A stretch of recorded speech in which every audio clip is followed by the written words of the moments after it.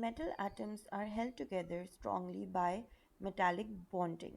Within the metal lattice, the atoms lose their valence electrons and become positively charged, as you can see over here.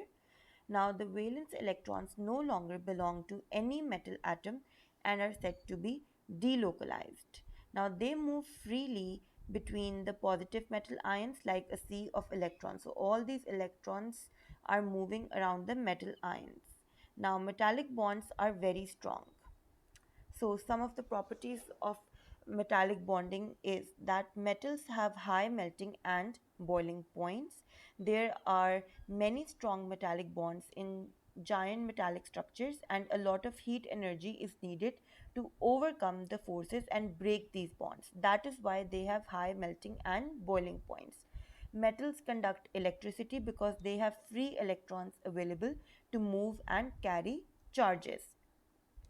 So, metals are malleable and ductile. Large layers of positive ions can slide over one another and take up different positions.